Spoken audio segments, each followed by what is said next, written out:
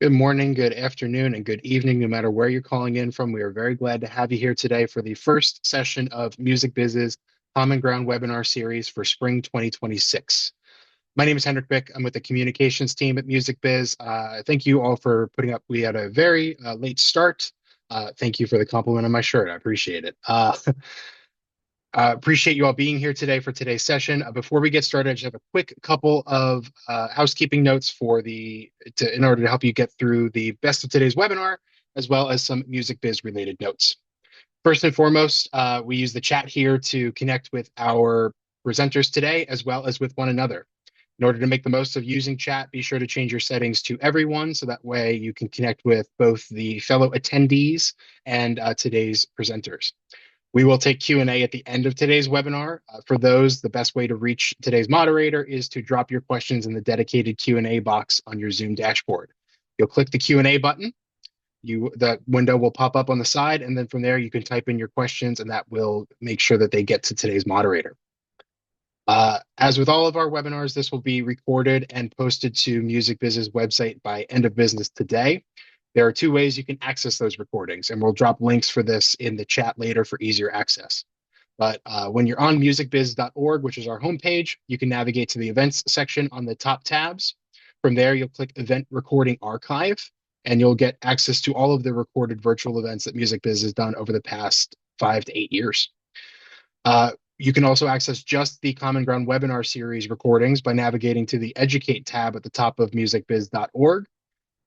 You navigate to Common Ground webinar series, and then from there, recorded webinar archive. As I said, we will post these links in chat, so that way they are easier for you to access during the session. Outside of today's webinar, just a couple of quick housekeeping notes for other Music Biz events. In case you don't know, Music Biz 2026 is fast approaching. It's happening May 11th through the 14th, once again in Atlanta at the Renaissance Waverly. We're very excited to be back this year, and we hope you'll join us. Nominations for our 2026 Busy Awards, all 9 crowdsourced categories, will close next week. So we are down to the final hours for you to submit any names of companies or individuals who have made waves in how our industry does business and how they're improving corporate culture for all. The deadline for Busy nominations is Wednesday, January 28th. You can access information about nominations for the Busies, as well as registration for Music Biz 2026 and hotel booking, either through our website, musicbiz.org, or through musicbiz2026.com, the official home for everything relating to the conference. And stay tuned, because in the first week of February, we are looking to publish the early details for our 2026 educational program. We're hard at work putting that together now, and we look forward to bringing that to you soon. While you're at our website, be sure to check out the latest op-ed in our Keeping Tempo series, written by Jacob Varghese of Noctil, and our latest podcast episode in the Future of What series with David Dan from Green Tea Distro. But enough about future things. Let's talk about today's event. We're really glad to have a forward-thinking, corporate culture-focused session for you today. And here to kick things off is James Celentano of the EnterGain team. James, take it away.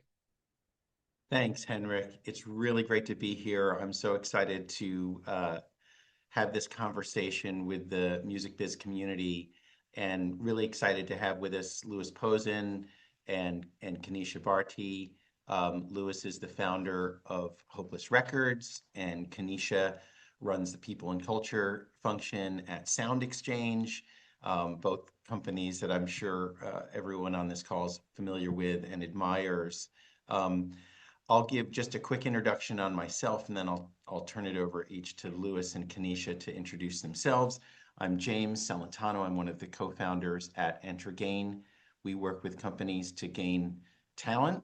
That's our hiring and recruiting practice. We work with organizations to gain capability through learning and development initiatives and workshops for upskilling around leadership skills.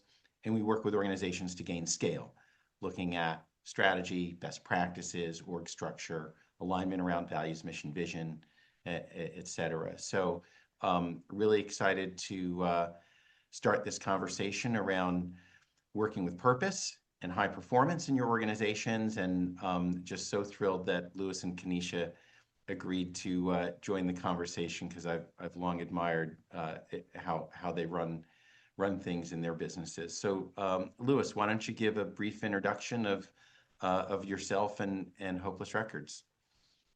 Hi, thanks, James. And I'm so glad to be here. My name's Lewis Posen. I'm the founder and president of Hopeless Records and also now the president of Fat Records. I'm also the executive director of our nonprofit organization called the Hopeless Foundation.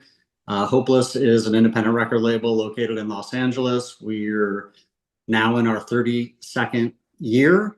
And what else should I tell you?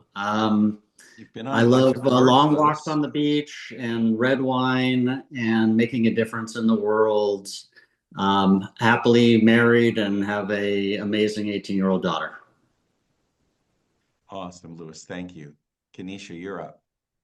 Hello, everyone. Kenysha Bartee, SVP of People and Culture at SoundExchange.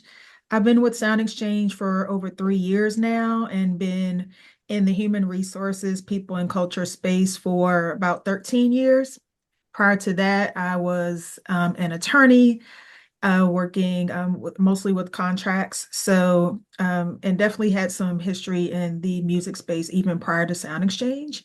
Really happy to be here. Have been always very focused on, building up individuals to their highest potential, but also very business minded. So, the human resources, people and culture function has been a really good match for me. Personally, I love to travel. I also like long walks on the beach, Lewis. Sand between my toes is one of my favorite feelings. And just really learning about different cultures through travel is one of the other primary reasons why I work every day. Awesome. Great stuff. When we had our little prep call, Kenysha and Lewis noted that HR really stands for Hopeless Records. So it's really going to be all about Hopeless Records. I thought that was, I can't unhear that now, Lewis. That's great. Marketing. But we're going to be talking about a lot of leadership topics. And Lewis, maybe we'll start with you. You founded your business, early in your business. What did you do to assess and motivate staff? And what did you learn along the way? How did you change how you did that as your business grew? Yeah, so at the beginning, like most young people, I didn't have any idea about leadership or culture. But I mean, luckily, I came from, the punk community, and it's, made up of a culture of people who are inclusive, care about each other. It's not just do it yourself. Everyone knows that about punk rock and independence, but it's also about doing it together. Nothing is above you and nothing is below you in the punk community. So I think a lot of the things that I started implementing at the company. Well, it was just me at first, but as we started asking people, um, we, you know, we were able to, implement some of those things, and then some came from, learning things growing up. Others came from watching other people, and sometime several years into running Hopeless, I started to learn about other company leaders, other people in history that have been leaders, and got inspired by them and started to sort of implement some of those ideas as well. Great stuff. So it sounds like the formula is really listening and learning from others, seeking out what those examples are and those tools. And Kenysha, I know you to be a very studied people and culture leader, and I'd love to hear some of the things that you and other leaders at SoundExchange do to keep the culture both entrepreneurial and scalable. Whenever we get to work with SoundExchange, I'm always impressed by that dichotomy. What are some of the things that you and others are actively doing there to be entrepreneurial and scalable at the same time? First and foremost, we listen, right? We make sure that everyone has the opportunity to share their thoughts, share their ideas about the business, and then learn and understand how the business functions. It's a pretty complicated business at SoundExchange, but everyone plays their part. And so over the years, for me being at SoundExchange and at other places as well, I've seen how important it is to keep open lines of communication, open lines of visibility between all levels of staff. That really increases the comfort level between the staff and even executive leadership to be able to feel like they have that space and opportunity to share their thoughts and gain understanding. And just really understand that there is still a business to run, but everyone does have a voice within that business. And as long as they're able to share it, whether their ideas are utilized or not, I found that does create a space, for ongoing innovation and ongoing advancement. That's awesome. Great insight and a great playbook, I think, for all of us. When you think about, when you think about purpose in your companies, this is a question for both of you. What do you and other leaders at your companies do to communicate purpose, and how does that help you attract the right people to the business and align them with your culture? Well, I think there's power in purpose, right? Most people live their lives searching for their purpose or fulfilling their purpose and spending so much of our time working, right? We want to make sure that those hours are spent aligned to somewhat of our personal purpose. So at SoundExchange, we are strongly aligned to the creator community, fairness for all creators, creating value for music. And in that, with SoundExchange, we ensure that our employees stay connected to that purpose. So we try to help them identify their why, like, why are you here? Why is your role important? How does your role connect to the larger SoundExchange vision and mission, and continuously adapt to that, continuously share where we are within our company, where we are with our values. We actually just did a values revamp because we've been around over 20 years now, and we felt it was time to make sure that we refined what it means to be SoundExchange and to go forward for the next decade.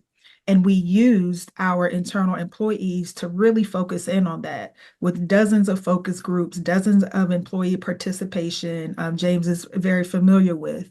And in that, we highlighted how important it is to hear the voice of our employee and what they think the purpose is for our company, and integrate that into, our forward-looking vision, mission, and values. Yeah, no, that's great, Kenysha. And whatever you guys are doing is working. Everything you just said, because anytime I interact with people at SoundExchange, there's a unity around this idea of getting creators paid. People are so doubled down on it. So thanks for illuminating how you make that happen. That's really fantastic. Louis, how would you respond? How are you communicating purpose to get people aligned and get the right people on the bus? I think we're going to bring Kenysha in to have a talk with everyone. That was very well said. I'd be happy to come visit. Yes, so we love having guest speakers here, and I think you do a great job. Purpose is one of those tricky words because it can mean a lot of things to a lot of people. It's a buzzy word that's in a lot of business books. So I am a little weary of using those types of words. I think what's most important is what actually happens on the ground and how people feel. And we're dealing with human beings, that we're not dealing with books. And different people feel differently or motivated differently. Anytime you can rally people around something everybody cares about, that's very powerful, as Kenysha was saying. Luckily, we're in a style of music that is very specific, and people who want to be here are very passionate about our artists and the type of music that we put out. So we sort of inherently have a deep caring of what we do. But our company is a little different than other independent record labels. We have a nonprofit organization. We have, part of the fabric of our organization is to use and take the voices of artists who fans really care about what they have to say and connect that to charities and causes that they're passionate about and that we're passionate about as a company. So we have sort of a deeper meaning here that goes beyond entertainment, goes beyond fame and fortune for artists. It's really about how does music make a difference in the world. So I think there's a lot of people connect to that, and our whole team I think would say that's part of why they love being here.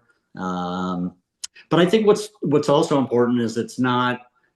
And we also have gone through the values thing, and we have it up on our website, and we did it together. But I think more important than having it on our website and on our wall is that it's something that we're embodying every day and we talk about every day, and that we have moments to connect those values and mission to what we're doing.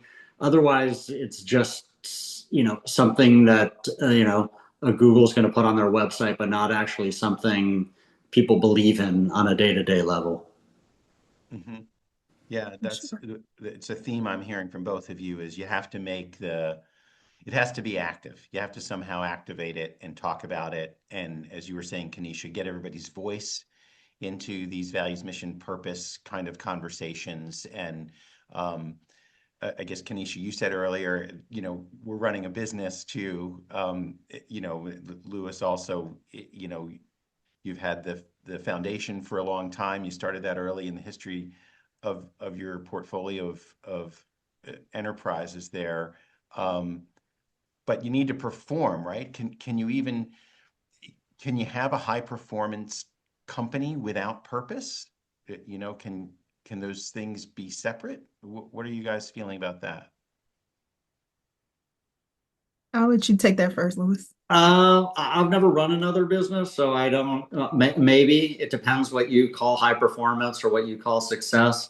There's plenty of people out there that I don't connect with the way that they run their organizations, and they seem to be doing really well financially and other metrics.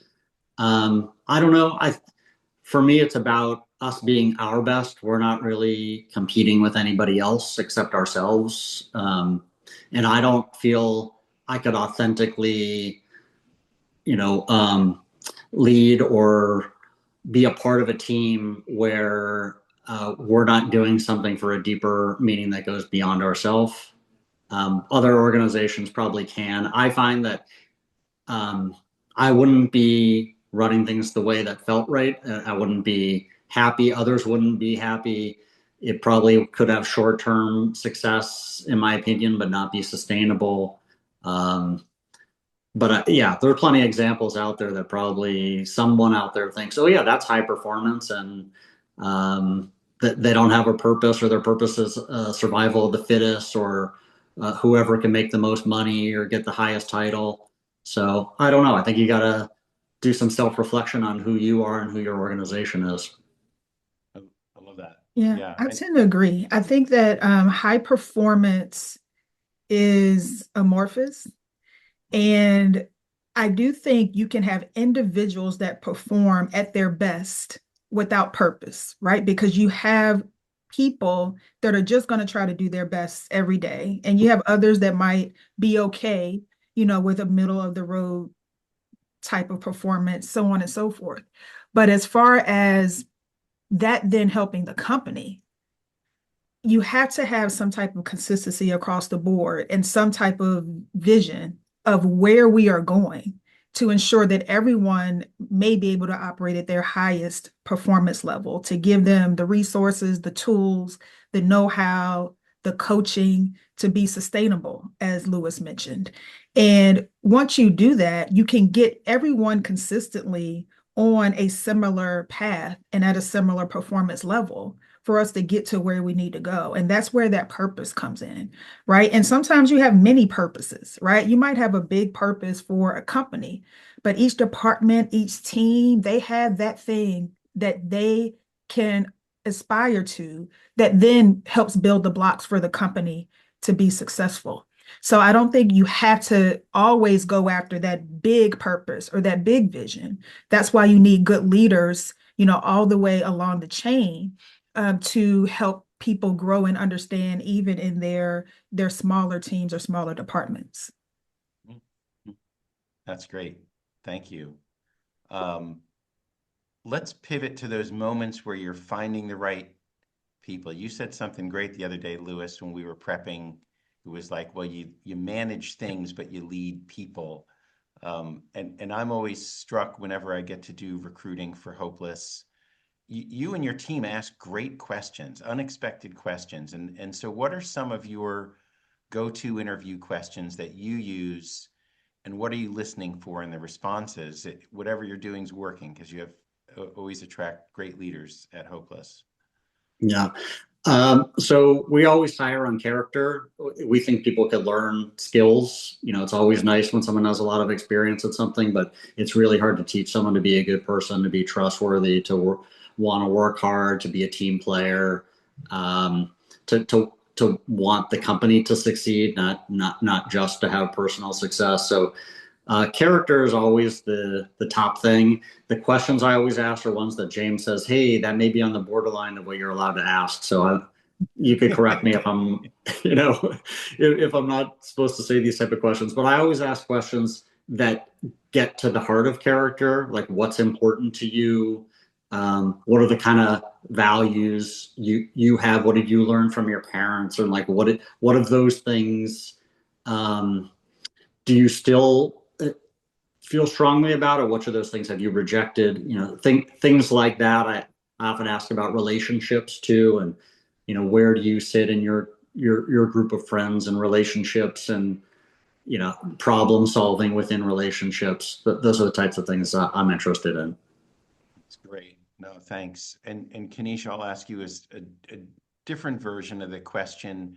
When you're coaching leaders when they're functioning as hiring managers, what do you advise them in terms of how to get to the kinds of character dimensions that Lewis talks about, but then also to stay compliant and not, keep it around professional attributes and not steer into personal things that could become problematic? We have to meet people where they are, right? So have a really good understanding of what their background is. And sometimes you do have to ask some of those character questions to get there, but also their past experiences, their work-related experiences, outside of work-related experiences that might translate, and really dig into, their critical thinking, their decision-making processes. I think is ideal to really understand how they will adapt in a new workplace, and also, how they have worked with both employees that are more junior than them and those that are more senior than them, especially at mid-size and small shops like we have. You have to collaborate really well to get the work done. And so understanding their communication patterns, their confidence in communicating, and then their resourcefulness, these are all things that I think are primary points to consider when you're hiring someone or coaching up a new hire. Mm-hmm. Mm-hmm. Great. Yeah, thank you. Lewis, you've developed a lot of great leaders. One of your proteges is now the CEO of A2IM. So I'm curious what you might be doing differently than other founders to give people room to grow and room to kind of take things on and take ownership. Yeah, I'm a believer that organizations don't run well when there's just one leader and a bunch of followers. I think everybody has to be a leader. So part of my teaching style and what I've helped others learn who are now, overseeing others, hiring others, and mentoring them is to do the same, is to, teach them how to be leaders, first leaders of their own area. And then as they start having people working in their department, to help them. So I think it really comes from not just focus on your own leadership, but everybody else's, and that you're teaching them all those skills and ways in which they can build their style of how they're going to help other people. Because in my opinion, organizations and life is really about helping other people, and these skills apply both at work and outside of work. Yeah, that's great. Awesome. Thank you. And Kenysha, SoundExchange has a great leader in Mike Huppy. And I was reminded last year in the partnering with you guys on the Values Refresh project, there's a lot of things that SoundExchange does, right? A lot of different facets to the business, and people that interface with SoundExchange may just think of the thing that that they use it for, what they're familiar with about it. But that means you have leaders over those different areas, operating with some autonomy, and you're a pretty scaled business. You're a good sized business. So what's working there? How does that happen, that people are given that room, that autonomy to each, kind of have that ownership of each aspect of the business and make it work? Firstly, we make sure, we build expertise. So for those in leadership positions, we make sure they have the resources, the know-how, the network to be an expert in their area, whether it's marketing, whether it's operations, communications. We really, really focus on the development of our leadership staff. But the way we do that is by asking them what they need, right? Of course, we have compliance related skill building, but we also make sure that they have the resources they need for what they may deem their own skill gaps may be, or where areas where they need to have, a bigger network. We make sure we give them that opportunity. And in addition to that, we ask that they share that, right? We share that with their teams, whether it's by coming back in and sharing what they have gained from a conference or from a networking opportunity, and then passing that along, right, to the next level of leaders that are coming up and sharing those opportunities with them. So I really find that it is an unselfish place. And when you build the skills of everyone on your team, then the whole team succeeds. So that unselfishness, if that is a word, Yeah. allows for more people to have access to the things that can help SoundExchange continue to scale. That's great. That's great. And at SoundExchange, you and your HR team, I know provide a lot of those services that you just described there. What are some of the things, that people that work at a large organization that's blessed to have an HR department, what are some of the things you would encourage them to go to and lean on their HR department for? How should they be partnering with HR to achieve the kinds of things that you're describing? Yeah, it really depends on what their needs are. So we often help people self-reflect a little when they come in and ask us about what types of trainings we can offer. How do they get better? We start with the self-reflection exercise. How has their past couple of years been? What have been some of the challenging times, and help them identify what made those times challenging, whether it was from an interpersonal relationship perspective, a communication perspective, or skill building perspective. That's where we start. And then we give them the tools or ideas based on that. So we have an internal database of web-based trainings. We do have budget for off-site trainings should they be needed. And then we have, people internally that are highly skilled at certain areas that we do tap on the shoulder and help ask them to coach some of our employees as needed. So, when you do self-reflection, sometimes we have a conversation. We have used DISC training before to help with communication amongst internal teams. We have also offered change management training to our staff, which has allowed a lot of our leaders to look at how they manage projects and manage teams collaboratively in a much different way. So that has been impactful as well. But all that said, the primary point is meeting people where they are and helping them understand what their needs are. Because with 230 people, everyone's needs are going to be different. And so the best way we can help them is with, individual assistance. Great. Yeah. Thanks, Kenysha.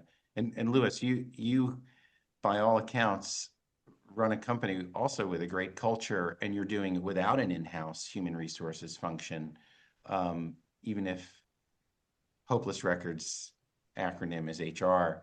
But how are you doing it? What's your advice to founders and leaders in more entrepreneurial or independent companies that don't have the luxury of in-house HR? what some advice you would have for them to foster great culture and help grow high-performing leaders? Yeah, for us, it starts with consciousness. It's being aware that this is important and being aware of each individual person and what their needs are, what their desires are, what makes them tick, what's important to them. Um, and that comes in a lot of different ways. It's a lot of empathy, listening to people, like Kenysha saying, and not just from an HR perspective. Just each person should be listening and caring about each person, especially if someone's mentoring or leading, a department or a group of people. We do have sort of set things we do that are a little more formal. We do a surge every quarter, which is our kind of get together of the team, and we talk about not just financial goals and marketing goals, but we also talk about culture type things that we really care about, that we want to make sure either maintain or grow at the company. We do share books, we'll share ideas. We just had our main offsite in December, and we came up with a theme for this year, which is very culture based, called Crush. So we're going to crush it this year, and it's an acronym for something that we're all going to, be working towards and conscious of, that's culture based. So those are just a few examples, but I think it really is about it being available every day versus, we have done stuff like bring in an outside leadership coach, but those things are temporary. I think it really, to sustain it, has to happen on a daily basis. And it's about being conscious about it every day and talking about it every day and having an open, safe place for people to talk about these things. So, we could take all of our shared experiences and help each other out so people can, learn from each other. That's great. And I guess a question for both of you. What if somebody's, listening to this panel discussion and saying, boy, I'm just not good at this stuff. Like, where do I start? Right? What advice would you have to other founders or leaders about like where to start? Are there some things they should read? Are there habits they should have to just start small with the kind of things that you guys have been describing? I would say definitely get to know your team, right? Whenever I join a new company, I do, firstly, I meet with as many people as I can. It depends on the size of the company or the size of the team. But then I continuously do that. So I have at least weekly a meeting with at least one individual on staff that I don't typically meet with. And that helps me have a greater understanding and idea of what they're going through on their daily workday. Because sometimes, depending on what department you're in or what level of leadership you sit in, you might not get that access. So, I'm going back to that word access, right? That it goes both ways for understanding. So I would definitely say start with understanding the needs of your team and don't jump to conclusions, right? Let them tell you, what they're going through, what they desire out of their workplace, and then it's your determination how to help them through that, or if you can help them through that, but should always be open to it. And I'll stop with that. And I'm gonna stop there because, I have entered a job where I jumped to conclusions and I just knew what needed to happen, right, within the first couple of weeks. And I was wrong, right? I was definitely wrong. And it taught me a lesson to, keep my ears open and listen for, quite some time, however long it takes. And then you can start making traction and really seeing the impact of your work versus guessing or assuming what the employees need. Awesome. Lewis, your thoughts? Yeah, it's interesting when you say if someone feels like they're not good at this. I guess it depends what this is, leadership or something else. But to me, it's about open-mindedness and learning yourself, learning from others. If you're interested in leadership, I I think your opening, it was talked about like being progressive and what the new thing is. I'm kind of the old thing. I come from like a Coach John Wooden School of Leadership, which is, back to the basics of thinking about, people and what they care about and what's important. So I recommend reading any of John Wooden's leadership books.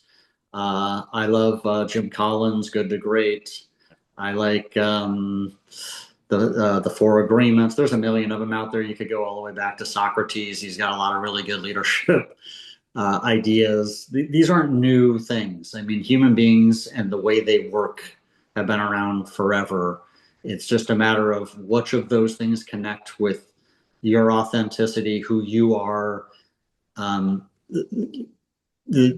worst thing you could do is pick up a book and try to be like that leader, and that's not you. And people could tell right away, and they're not going to buy into anything you're saying. So I think, for me, it's like learn as much as you can and then find what clicks with who you are and what your organization is, and try things. And like Kenysha was saying, not everything is going to be right. That's why we always have to be adapting. But if you don't try at all, you're not going to know whether it works. So try something, learn from it, make adjustments based on how it works in real life and what feedback you're getting. And,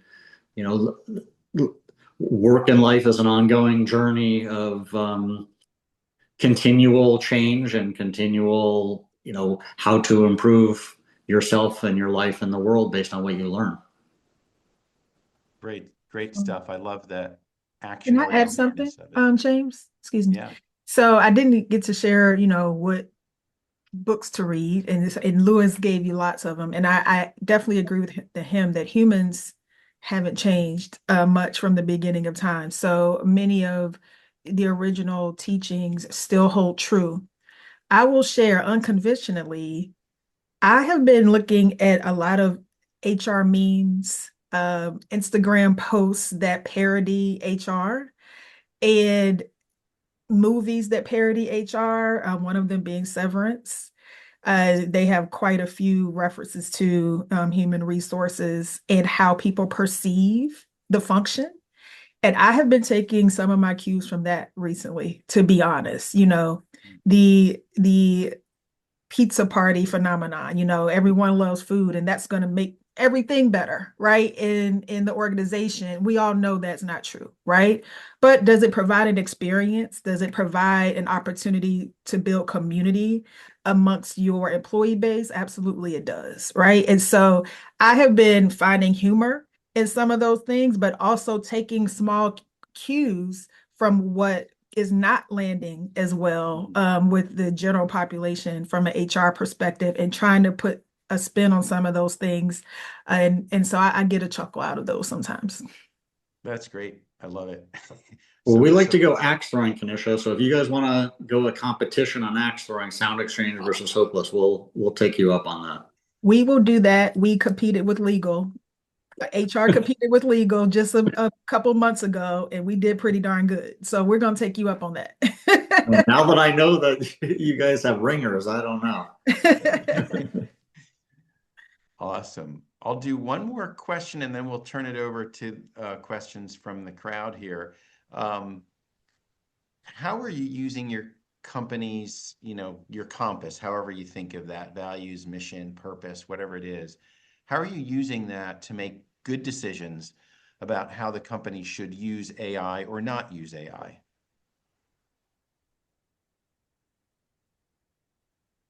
You want to go first, Kenysha? Yeah, sure. I'll start.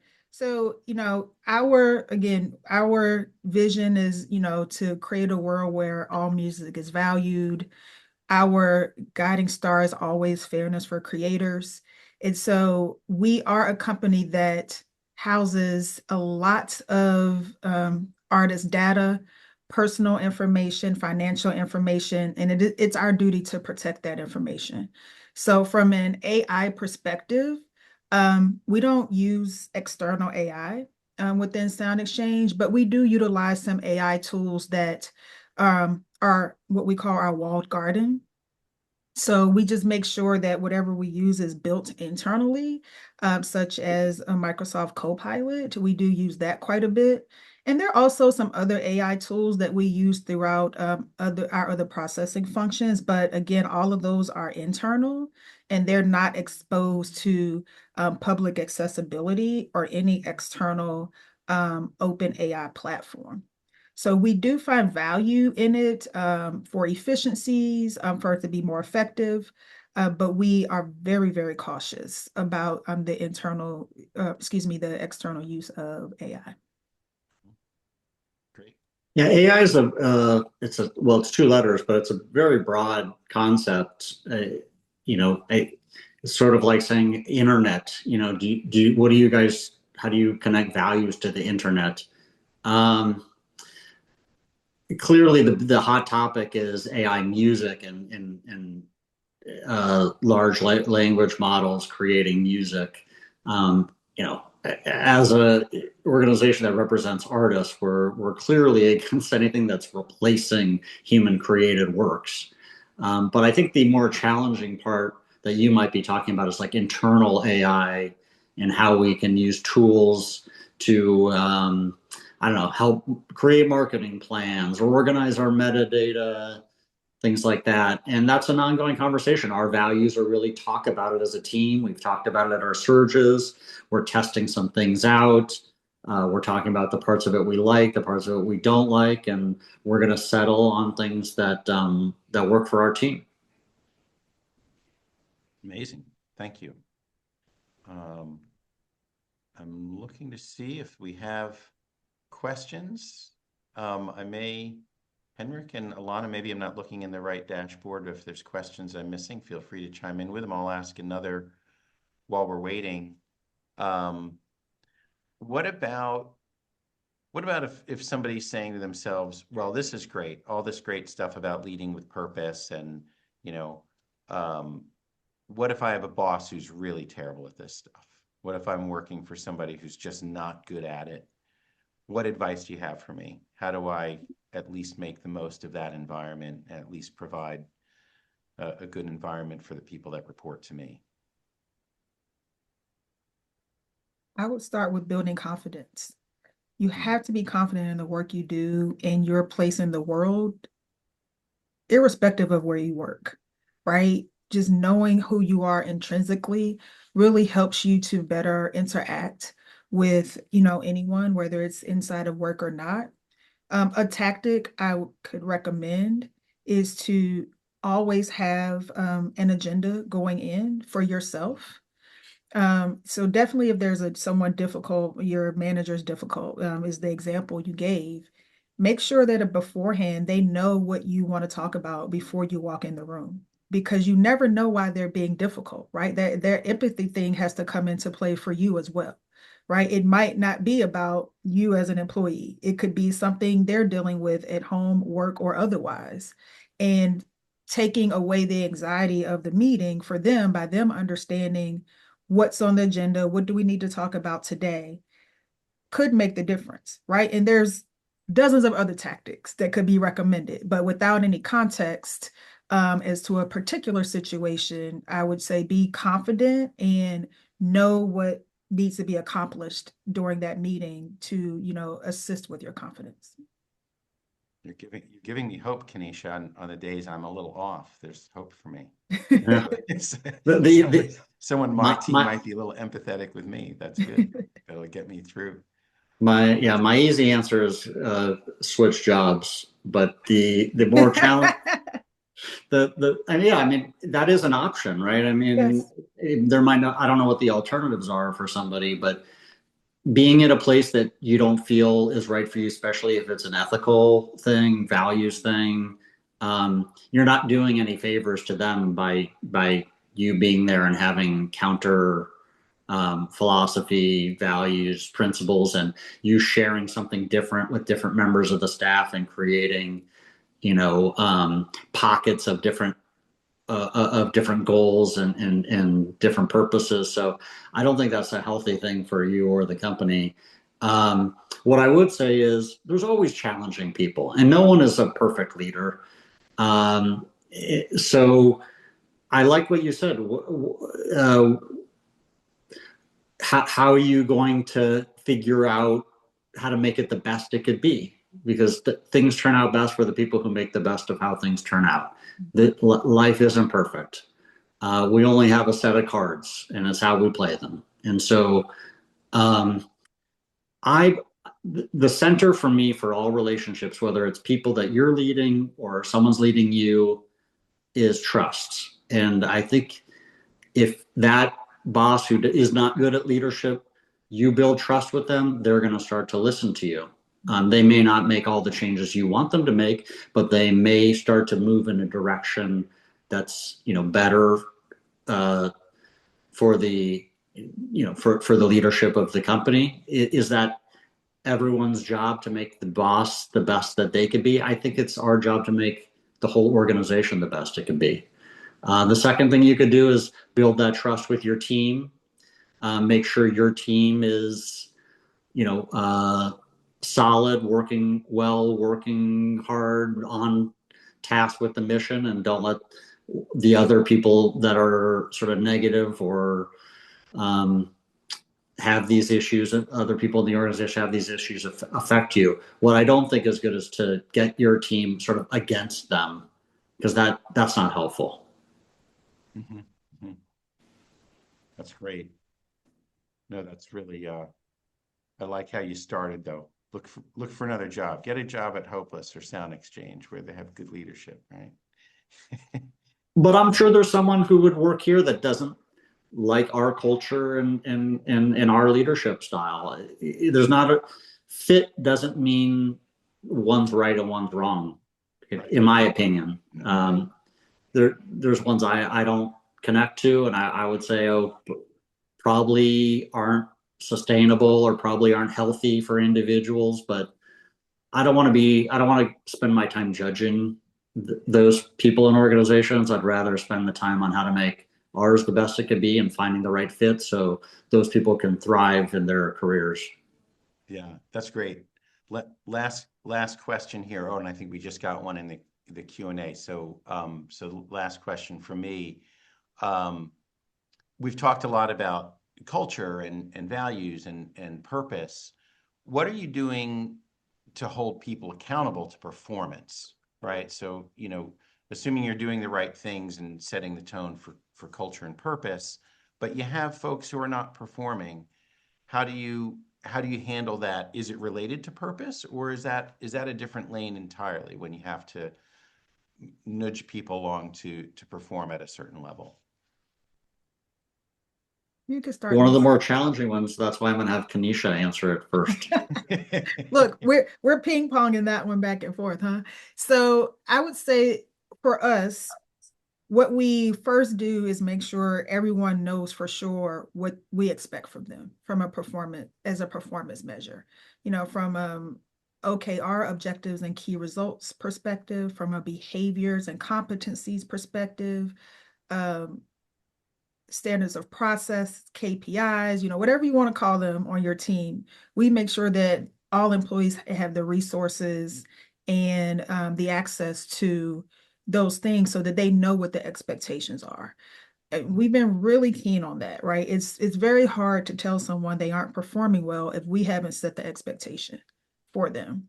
Then once those expectations are set, we encourage our managers to have regular check-ins. Sometimes they're weekly, depending on the role, it could be monthly, right? It just depends on the type of role, but we encourage regular check-ins, and we also do a mid-year and end-of-year review.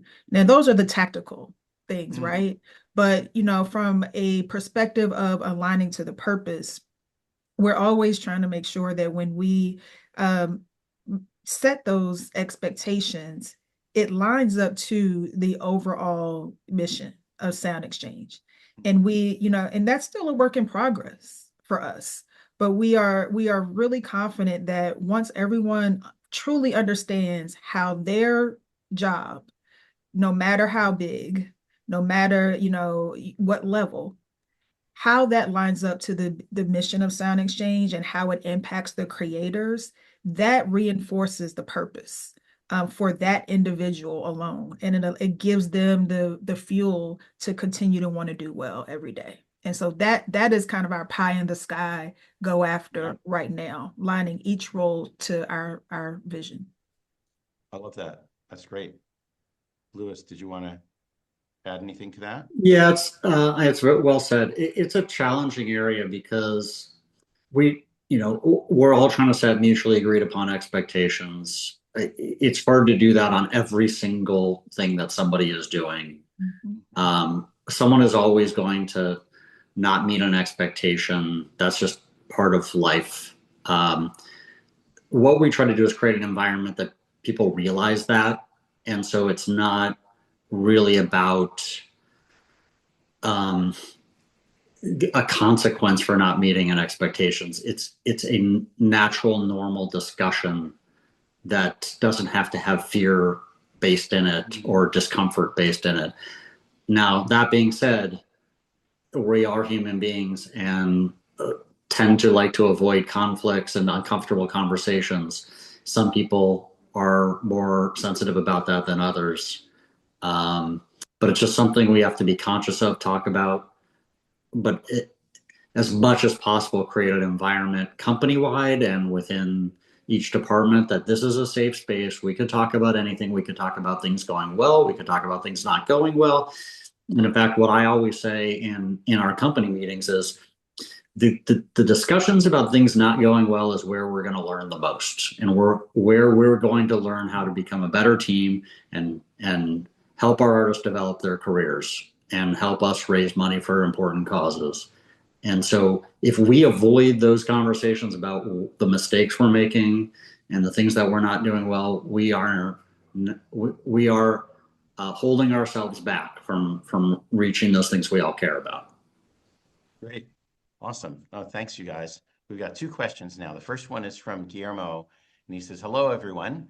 Coming from a background running an extreme metal label, I've found one of the hardest leadership challenges is maintaining a strict cultural ethos across both internal teams and external partners. How do you ensure your brand's underground soul stays aligned with your business operations as you scale?"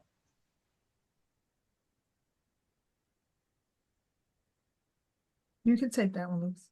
Yeah, I think there's a lot of room to grow even at a extreme metal culture, right? So I don't think that means you can't still be a larger organization. There probably will be a point in which it doesn't make sense anymore, and we've dealt with that at Hopeless. We feel like we're not trying to be the biggest label because the kind of organization we are not willing to do certain things because it's outside of our mission and values. So I get that part of the question. The harder one is the outside partners, and we all deal with this. We can't control outside partners, and we could easily say, hey, we won't deal with anyone who doesn't align with our values. Well, then you're really limiting the amount of people you could work with. So we talk about this all the time, and how do we work with outside partners, still maintain our own values, so we're not compromising who we are, but trying to make the most out of that partnership. That's something we talk about all the time. Is difficult, and there are those times where you say it's not worth that partnership, and we've done that many times. Great. Thank you. And then the next question is, as someone who's a few months into the company without a people management role and no people manager in place, what are practical ways I can help improve culture through early and consistent communication and help drive the process and visibility changes leadership wants? You should start with pulling together focus groups of teams that are similarly situated. So whether it is similar career levels or same departments, I would start with just getting a few feedback sessions on the books and doing listening sessions around the company to understand, any context from things you have been learning about the company, to know where to start with your people operations direction. it's very difficult to do, without a people manager. So I empathize, but really getting to know the teams and what they need to be successful is the best way to start. I would also marry that with what the expectations of the CEO and the leadership team are. So I would blend those two things together to come up with, an early plan. I would also ask to join some department meetings as a just a fly on the wall, right? Just as a witness to how people collaborate, whether it's department meetings or project meetings. Sorry, I don't know which company asked that, but I would ask to just be a witness to some of the meetings and points of collaboration, so you can also understand how that company communicates with each other and marry all those things together. It could really help you pull together a really good early plan to start with. Amazing. Yeah, I think it depends on the size of the organization and how the organization is structured. But whoever has influence, if it's a small company, the president, or if it's, very segmented, whoever's leading that department or region or, whatever it is, and go to them and say, this is something I'm really passionate about. I'm passionate about culture. I'm passionate about teamwork and helping the whole organization work well together. And, I love to be part of whatever we're thinking about implementing. And if we don't have anything we're thinking about, I love to go do the research and come back to you with some ideas. I love that, Great idea. Louis. And I would add to that, sometimes it's not a leader, right? I often look for what I call the mayor of a company. It could be someone that's long tenured, someone with a lot of influence, what Louis just mentioned, and have that one-on-one conversation, build that relationship with the person or couple of persons that everyone tends to flock to. You may not know why, but you notice it. And you should also build a relationship with them, similar to what Louis just mentioned. I agree, as long as it's in line with the overall leadership, because you don't want to create factions either. There's definitely those people that a lot of people attract, but may not be in line with the other parts of the culture, or at least the leadership vision of what culture should be there. Agree. So maybe clear it with leadership first to see is Well, this. I think so, because then you're building trust. Like I said earlier, if say the president sees that somebody is trying to create something and they're doing it in their view, behind their back is kind of a strong set of words, but not with their blessing, let's call it, then they start to lose trust. Where if you go to them, you're now building that trust and saying, I'm not doing this because I want to do it and you don't. I'm doing this because I'm interested in this, because I want the best for everybody in this organization. Mm-hmm. Yeah, the intent matters. The intent always matters. Well, I think we're at time. Henrik and Alana, do you want to Well, jump in here? folks, thank you all so much for joining us for today's very insightful presentation. We at Music Biz are always grateful for time where we can speak about what is most important in our industry, which is supporting the human beings that keep it running day in and day out and make up all these wonderful companies that we coexist with. So, Kenysha, Louis, James, we really appreciate you sharing your time and your expertise with us today. This is such an important conversation. And again, thank you all so much for joining us for today's Common Ground webinar session. We look forward to hosting this on our site in case there's any insights that you missed during today's session, or if you want to share it with a colleague. And look forward to welcoming you to our next Common Ground webinar. But again, thank you all so much for joining us today. We're very glad to have you. Thank you. Thank you. Thanks, everyone. Appreciate it. Have a great week. Take care. Bye.